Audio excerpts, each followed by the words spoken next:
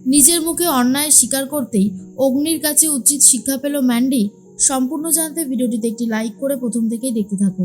গল্পের শুরুতেই দেখা যায় যে জুনি ভয় পেয়ে গেছে। কথা তখন বলে, কিরে জুনি, তুই এত ভয় পাচ্ছিস কেন? দেখ, ভয় পাওয়ার কোনো কারণ নেই, আমি তো আছি, সবটা ঠিক করে নেব। জুনি তখন বলে, আসলে আজ এত বড় একটা দিন তো, আমি ঠিক মতনভাবে সব কিছু করতে পারবো কিনা সেটার জন্যই একটু ভয় হচ্ছে। কথা তখন বলে, আরে বাবা, ভয় পাওয়ার কোনো দরকার নেই, আমি আছি বললাম তো, সব ঠিক হয়ে যাবে, দেখ না কত কিছু হয়। এর মধ্যেই অগ্নি তখন বলতে থাকে, আচ্ছা আমরা এবারে তাহলে আয়োজনটা সব শুরু করে দিই, আর অপেক্ষা করে কি হবে? আর তখনই আক্কি বলে, আরও আছে অনুষ্ঠান? বাহ বাহ, আজকে তো আমার জন্মদিনটা খুব ভালো জমে গেছে। এর মধ্যেই সবাই মিলে হইহুল্লোড় শুরু করে।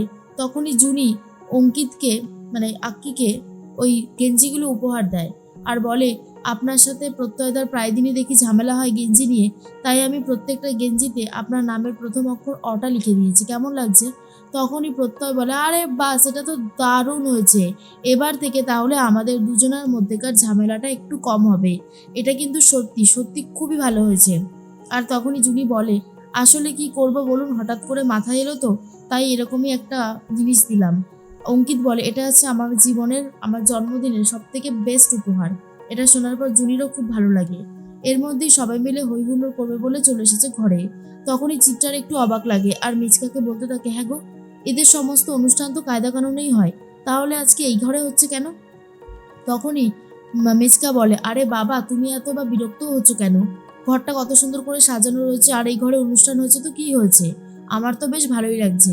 চিত্রা তখন বলে, তোমাকে না কোনো কিছু একটা বললে তুমি মন দিয়ে শুনতেই চাও না, উল্টো পাল্টা শুধু কথা বলতে থাকো, এর জন্যই আমার ভীষণ খারাপ লাগে। আর অন্যদিকে দেখা যায় নূপুররাও চলে এসেছে, নূপুর এসেছে, এসেছে ছোট কাকিমুনি সবাই চলে এসেছে। আর তার মধ্যেই প্র্যাডি তখন বলে, আমাদের অনুষ্ঠান এক্ষুনি শুরু হয়ে যাবে। আজকে অঙ্কিতের বার্থডে বলে আমরা কায়দা কানুনে না, আমরা আজকে আমাদের ঘরে সেলিব্রেট করবো বলে ঠিক করেছি। এই বুদ্ধিটা কেমন হয়েছে বলুন? আর তখন ছোটকা বলে, দারুণ দারুণ, ওদের কায়দা কানুনে তো খুব একটা এন্ট্রি পাওয়া যায় না, তবে এই ঘরে আসাই যায়, আর এটার জন্য আমাদের কিন্তু সত্যিই খুব ভালো লাগছে। তখনই আক্কি মনে মনে বলে, আজকের জন্মদিনটা শুধু জুনির জন্যই মনে হচ্ছে যেন জমে গেছে।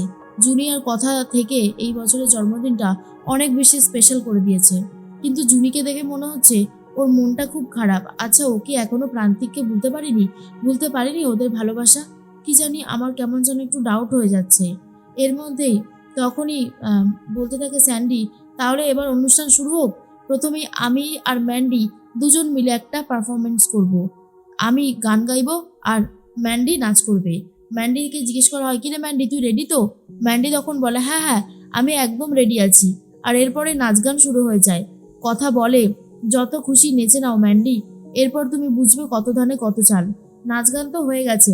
তখনই মান্ডবী বলে, কেমন লাগলো আমার নাচ মিস গোবর দেবী? তখনই কথা বলে, আজকে সত্যের উদ্ঘাটন হবে এখানে, অনেক সত্যি বেরিয়ে আসবে, যেটা শুনলে অনেকেই চমকে যাবে। মান্ডবী কথার কোনো কথাই বুঝতে পারে না।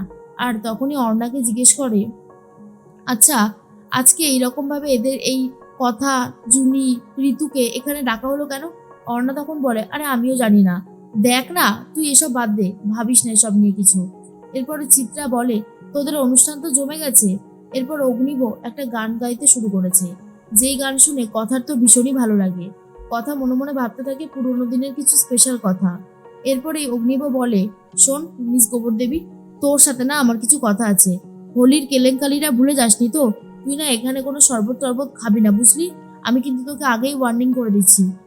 কথা বলে, না না, আমি কিছুই খাবো না, আজ খেলে তো আজকে হবে না, আজকে তো অনেকের পর্দা ফাঁস করতে হবে, তাই না? তাই আমি খেলে কি করে চলবে? অগ্নিব কথার কোনো কথাই বুঝতে পারে না, আর মনে মনে বলতে থাকে, হঠাৎ করে কথা কেমন যেন বদলে গেল, কথাগুলোও যেন কেমন লাগছে।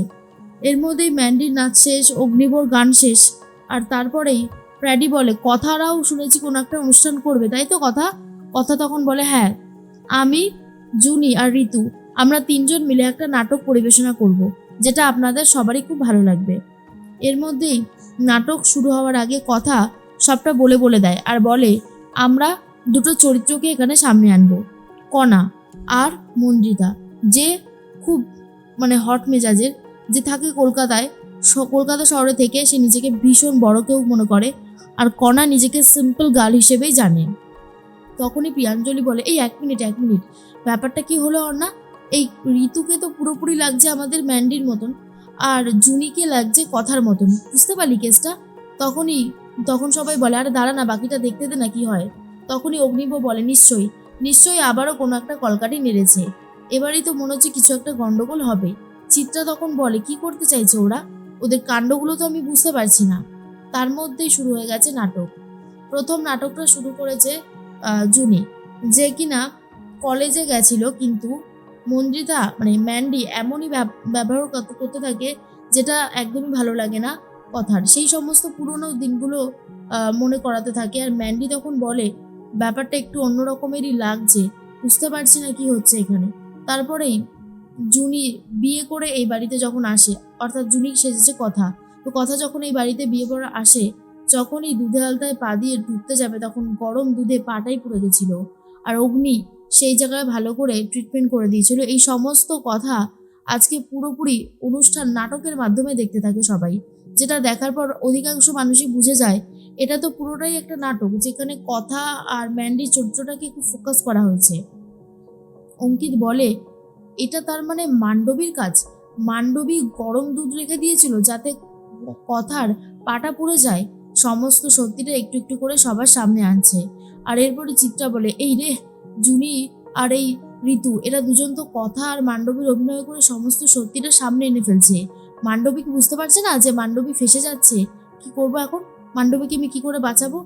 এরপরে যেটা হয় সেটা হচ্ছে পরীক্ষার যে ব্যাপারটা সেটা একদম শেষে, তার মধ্যে রয়েছে আরও অনেক ব্যাপার। চুলে যখন চুইংগাম লাগিয়ে দিয়েছিল সেটাও খুব অভিনয় করে দেখিয়েছে, যেটা দেখার পর মান্ডবী চমকে যায় আর বলে, কথা আমাকে ফাঁসাতে চাইছে। চারিদিকে এত লোকজন, কি করব আমি এখন? রিয়াক্ট করব কি করব না বুঝতে পারছি না, তো কি করা উচিত আর কি করা উচিত না।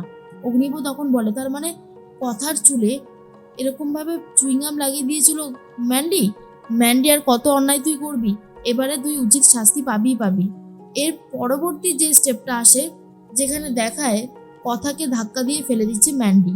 জুনিয়া ঋতু নাটক করে দেখায়। এটা দেখার পরে ম্যান্ডি চিৎকার করে উঠে বলে, এই কথা, আমি তোকে কবে ফেলে দিতে চেয়েছিলাম রে? হ্যাঁ, ব্যালকনি থেকে কবে ফেলে দিতে চেয়েছিলাম? এসব কি দেখাচ্ছিস তুই? তখনই অগ্নিব রেগে গিয়ে বলে, তার মানে তুই এইটা বাদে বাকি যে কটা অভিনয় এখানে করে দেখিয়েছে সব কটা অন্যায় তুই করেছিস, তাই তো? কিরে ম্যান্ডি, চুপ করে থাকিস না, উত্তরটা দে। ম্যান্ডি তখন বলে, এভি তুমি আমার কথাটা শোনো। এভি তখন বলে, শাট আপ, একটা কথাও তুই বলবি না। তুই এইরকম ভাবে একজনের কেরিয়ার নিয়ে কি করে খেলতে পারিস বলবি? তখনই চিত্রা বুঝতে পারে মান্ডবী আজকে ফেসে গেছে। অগ্নির হাত থেকে ওকে বাঁচানোর কোনো রাস্তা নেই, আজকে অগ্নি ওকে উচিত শিক্ষা দিয়ে দেবে। আর কথাও বুঝতে পারে প্ল্যানটার অবশেষে সাকসেসফুল হয়েই গেছে।